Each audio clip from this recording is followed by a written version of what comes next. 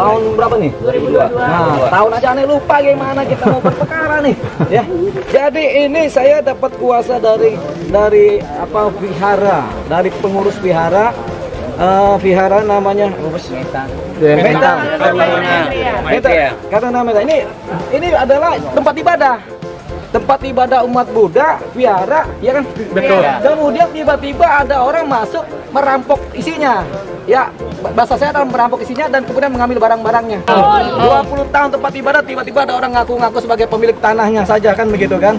Sementara tanah ini adalah tanah hibah yang sudah lama, ya. Jadi itu sementara teman-teman media silakan di blow up dulu. Kita minta juga keadilan di negeri ini, termasuk wilayah ini, wilayah Jakarta Barat, ya.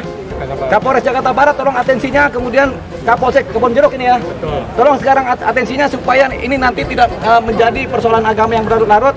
Makanya kita selesaikan di sini. Kemudian siapa yang bermain di sini kita angkut, ya. Oke. Angkut secara hukum. Silakan ada pertanyaan. Bang, terkait pembukaan sini kan memang dia beralasan sebagai ahli waris sehingga mereka punya hak. Silakan, Pak Waluyo. Oke, terima kasih. Saya bicara, ya. Assalamualaikum warahmatullahi wabarakatuh. Salam swastiastu, nama budaya. Salam untuk kita semuanya. Ya. Merah putih dong, Bos. Salam merah putih. Nah, salam merah putih. Oke. Jadi yayasan ini berdiri tahun 2002, ya. Didirikan oleh Ibu Ami Wijaya, salah satu ahli waris yang menuntut ini. Ya. 2012 dihibahkan bulan Mei, termasuk sertifikat aslinya. Di atas materai ada, ya, buktinya nih, ya. Saya bawa fotokopinya, ya. Sertifikat aslinya ada di yayasan semua. Ya, hibahnya, ya. Nah, kemudian 2017 ada gugatan dari pihak ahli waris, dibuatkan laporan polisi di Polsek Kebonjeruk, ya. Betul. Tentang 263 pemalsuan dengan penyebaran agama sesat, dibilang gitu. Apa itu sesat? Nggak ada sesat gitu. agama tuh. Nah, itu.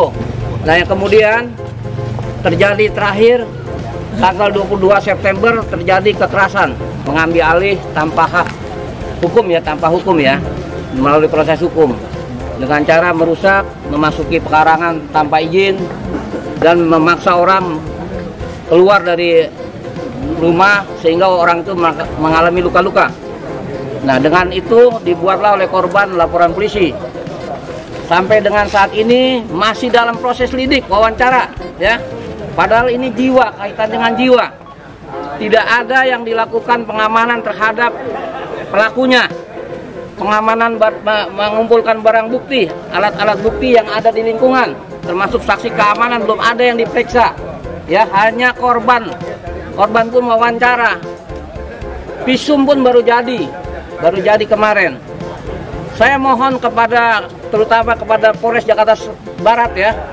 Mohon ini ditindaklanjuti agar diamankan pelakunya. Dan sebelum dari Pak Olip tadi untuk membuka ini, saya beri kesempatan dulu untuk pihak kepolisian yang mempunyai wilayah agar ini dibuka, karena punya kewenangan polisi. Kalau kami selaku pengacara itu ngerti hukum, ya, tidak mungkin dilakukan secara paksa, ya. Polisi mempunyai kewenangan. Polisi adalah negara. Jangan takut dengan preman. Yang jelas kami sudah buat laporan polisi. Yang pertama adalah mengenai pengeroyokan, yang kedua adalah perusakan. Kemudian juga ini adalah penistaan agama sebenarnya nih. Ada orang masuk tempat ibadah dimasuki. Ini belum pernah terjadi dalam sejarah ini.